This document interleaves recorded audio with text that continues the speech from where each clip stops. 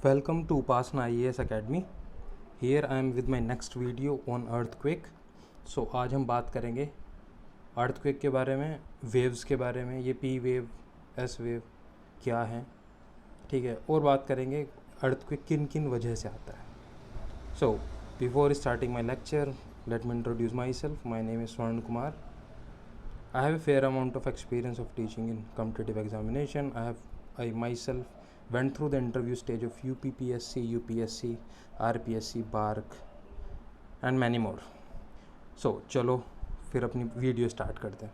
So last video में मैंने क्या बताया? लास्ट वीडियो में मैंने बताया कि भाई जो अर्थक्वेक जो होता है, ठीक है, जो अर्थक्वेक है उसका इनसाइड में होता है फोकस, ये है मेरा फोकस, और इसके ठीक परपेंडिकुलर जो यहाँ होता है उसे मैं बोलता हूँ एपिसेंटर. ठीक है, मैंने बताया कि जहाँ पर एनर्जी रिलीज़ होगी उसे मैं बोलूँगा क्या, फोकस, और इसके परपेंडिकुलर सरफेस पर जो होगा उसे बोलूँगा क्या, एपिसेंटर. चलो उसके बाद एक और बात हुई थी, थोड़ा सा वेव का कंसेप्ट समझ लेते हैं before going into the details of the P wave, S wave और सरफेस वेव. तो पहली बात ये है कि भाई ये वेव होती क्या है. देखो वेव कुछ नहीं है, ये वेव कुछ नहीं है, it is nothing but energy. ठीक है, चलो एक बार फिर से समझते हैं ये एनर्जी है क्या.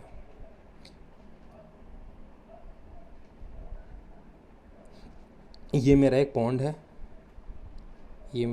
है, ठीक है, और यहाँ पर आप खड़े हो, आपने एक पेबल थ्रो किया इस पॉन्ड में, ठीक है. तो ये जो पॉन्ड है, जिस मोमेंट पे ये पॉन्ड में पेबल स्ट्राइक करेगा अगेन, तो इसमें कुछ डिस्टर्बेंसेस होंगे because earlier pond was in equilibrium. तो ये जो पॉन्ड है इसमें इसके इक्विलिब्रियम में डिस्टर्बेंसेस होंगे, तो कुछ वेव्स जनरेट होंगी. अब देखो पहले जब इक्विलिब्रियम में था पॉन्ड तो कोई वेव नहीं थी, इसका मतलब ये है कि energy at the minimum level है. बट जैसे ही पेबल ने स्ट्राइक किया पॉन्ड की वाटर की सरफेस को, तो उसी के बाद क्या हुआ, because of this disturbances wave is getting started and from the point they have generated and they travels towards the bank. ठीक है, तो वही है. अब देखो अगेन हम फिर दोबारा से इसे आपको कंसिडर करते हैं. अब की बार आप क्या कर रहे हो, आप जो है वो दूसरे बैंक पर हो दूसरी तरफ, और यहाँ से किसी ने पेबल फेंक के मारा. I don't know who the person is, but somebody has thrown the payable into it. So the wave has generated and it travel toward the bank towards you. तो अब आप देखते होंगे जब वेव इस तरीके से ट्रैवल करती है, ठीक है, ये इस तरीके से ट्रैवल कर रही है, तो सबसे पहले जो वेव आपके पास पहुँची उसे क्या बोलूँगा मैं, पी वेव. जो दोबारा आपके पास पहुँची उसे क्या बोलूँगा, सरफेस वेव. एक वेव होगी जो अंदर की तरफ से भी यहाँ पे भी ट्रैवल कर रही होगी, ठीक है. तो वो बेसिकली, ठीक है, चलो उसकी भी बात छोड़ते हैं. अभी अपन सिर्फ पी वेव और एस वेव की बात करते हैं, ठीक है. So let's differentiate. ये मेरी दो वेव हैं, कौन सी भाई, एक तो पी वेव है, एक एस वेव है. तो ये वाली जो पी वेव है, it is the first one two reach, it is the second one two reach. मतलब अगर आप जब वो फोकस से ट्रैवल करना स्टार्ट हुई हैं और आप सरफेस पर हो, तो आपके पास सबसे पहली बार जो वेव पहुंचेंगी वो पहुंचेंगी कौन सी, पी वेव. और जो सेकेंड टाइम आपको मिलेंगी वो मिलेंगी कौन सी, एस वेव. अब बात करते हैं वेलोसिटी की. देखो जो पी वेव हैं वो हैं लॉन्गिट्यूडिनल वेव, और जो एस वेव हैं वो हैं ट्रांसवर्स.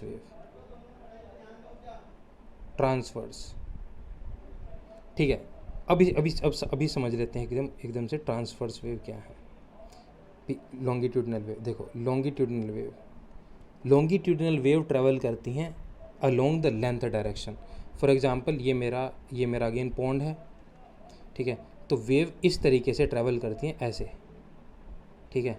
बट जो ट्रांसवर्स वेव होती हैं वो मीन पोजीशन के दोनों तरफ ट्रैवल करती हैं. मतलब जो पार्टिकल है वो मीन पोजीशन के दोनों तरफ, पॉजिटिव डायरेक्शन में भी और नेगेटिव डायरेक्शन में भी ट्रैवल करेगा. तो जनरली आप लोग देखते होंगे जब आप पॉन्ड पे स्ट्राइक करेंगे पेबल, तो आपको ये वाली वेव जनरेट होती दिखाई देंगी, कौन सी, ट्रांसवर्स वेव. ठीक है। अब आप मुझे बताओ, अगर आपको ये वाली इतनी दूर जाना है यहाँ से, और आपके पास दो वेव हैं कि आप या तो लॉन्गिट्यूडनल वेव से थ्रू जा सकते हैं या फिर ट्रांसवर्स वेव के थ्रू जा सकते हैं। तो अगर आपको पास डिस्टेंस सेम है, आपको इतनी डिस्टेंस ट्रैवल करनी है, तो ये वाली वेव पहले ट्रैवल जाए करेगी या फिर ये वाली वेव ट्रैवल करेगी। अब आप देखो, सेम डिस्टेंस ले लेते हैं, तो ये वाला जो पार्टिकल है इतनी दूर घूम के जाएगा, इतनी दूर, तो ये वाले वेव ये बहुत टाइम लेगा। मतलब ट्रांसवर्स वेव ज़्यादा टाइम लेगी, but longitudinal wave come time लेगी। क्यों? क्योंकि लेंथ अलोंग द लेंथ के डायरेक्शन में ट्रैवल कर रही है। तो इसीलिए क्या कहते हैं कि भाई जो लॉन्गिट्यूडिनल वेव है उसकी वेलोसिटी ज़्यादा होती है और जो ट्रांसवर्स वेव है उसकी वेलोसिटी कम होती है। अगेन डिफ्रेंशिएट कर लेते हैं। क्या बॉस? अपनी पी वेव होगी, एस वेव हो गई, ठीक है। ये मैंने बताया क्या, ये लॉन्गिट्यूडिनल वेव है, और ये मैंने क्या बताया, क्या ये मेरी ट्रांसवर्स वेव है, ठीक है। इसकी वेलोसिटी ज़्यादा होगी, और जनरली बोला जाता है क्या, इसकी वेलोसिटी होती है इक्वल टू साउंड वेलोसिटी। और ये कितनी होती है? ये जनरली बोलते हैं कि भाई half of the sound velocity होती है, ठीक है, half of the sound velocity होती है। नाउ नेक्स्ट समझ लेते हैं फिर दोबारा से। पी एस वेव, ये जो पी वेव है ये 3 मीडियम्स में ट्रैवल करती है, तीनों मीडियम में ट्रैवल कर रही है। तीनों मीडियम कौन से हैं बॉस? ये तीनों मीडियम है सॉलिड मीडियम, लिक्विड मीडियम और गैस मीडियम। लेकिन जो एस वेव है वो सिर्फ सॉलिड मीडियम में ट्रैवल करेगी। मतलब ये जो एस वेव है ये लिक्विड मीडियम में ट्रैवल ही नहीं कर सकती, ये सिर्फ और सिर्फ सॉलिड मीडियम में ट्रैवल करेगी, ठीक है। इस पी वेव की वेलोसिटी ज़्यादा होगी, एस वेव की वेलोसिटी कम होगी, ठीक है। अब बात करते हैं नेक्स्ट है अपना बचा हुआ जो वो है अपना सरफेस वेव, ठीक है। सरफेस वेव समझ लेते हैं। देखो मैंने पहले ही बताया ये मेरी अर्थ है, ठीक है। एक जो लास्ट वीडियो में बात की थी क्या, कि कुछ वेव्स होंगी जो body through out the body travel करती हैं, उन्हें बोलते हैं हम क्या, बॉडी वेव्स। कुछ वेव्स होंगी जो अराउंड द सरफेस ट्रैवल करेंगे, उन्हें क्या बोलेंगे हम, सरफेस वेव। पी वेव की वेलोसिटी ज़्यादा होगी, एस वेव की वेलोसिटी कम होगी, और सरफेस वेव की वेलोसिटी सबसे कम होगी। क्यों? क्योंकि अराउंड द सरफेस ट्रैवल करती हैं और इन्हें बहुत ज़्यादा डिस्टेंस ट्रैवल करनी पड़ती है, ठीक है। और समझ लेते हैं, अगर आप यहाँ खड़े हो सरफेस पर, ठीक है, ये मेरी सरफेस है, तो आपके पास सबसे पहले आएगी कौन सी, पी वेव। वैसे ऐसी वेव होती है, क्योंकि मैं इसमें बना नहीं पा रहा हूँ डिजिटल में, तो कुछ ऐसी बहुत ही मामूली सा आता है, ठीक है। जो सरफेस वेव होती है ये होती है मेरी एस वेव। तो ये मेन पोजीशन के इस तरीके से ट्रैवल करती है, बट जो सरफेस वेव होंगी ये इतना बड़ा होगा। अब आप खुद बताओ मेरे से कि भाई कौन सी वेव्स ज़्यादा डिस्ट्रक्टिव होगी। देखो समझते हैं दोबारा, कौन सी वेव ज़्यादा डिस्ट्रक्टिव होगी, पी वेव डिस्ट्रक्टिव होगी कि एस वेव डिस्ट्रक्टिव होगी। एक बार फिर से समझते हैं। एक वेव है, फॉर एग्ज़ाम्पल आप यहाँ खड़े हैं, देखो ऐसे समझते हैं, ये मेरी एक वेव है और ये मेरी एक वेव है।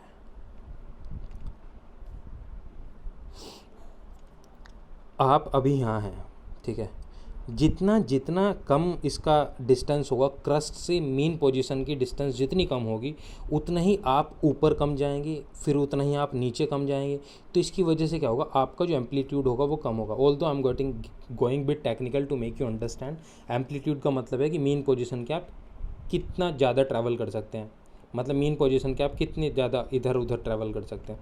अब आप देखो इधर, पहले आपका लेट से कि आप पहले यहाँ हो, ठीक है, आप पहले यहाँ हो, उसके बाद आप यहाँ आए और उसके बाद यहाँ चले गए इतनी ऊपर। तो आपका जो ट्रैवल का जो डिस्टेंस हुआ इतना हुआ।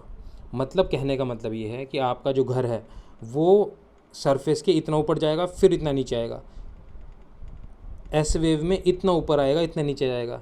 और जो प्राइमरी वेव है उसमें बहुत ही कम, क्योंकि लॉन्गिट्यूडिनल वेव है, ठीक है। तो P wave is not destructive, S wave are more destructive than the P wave are not destructive.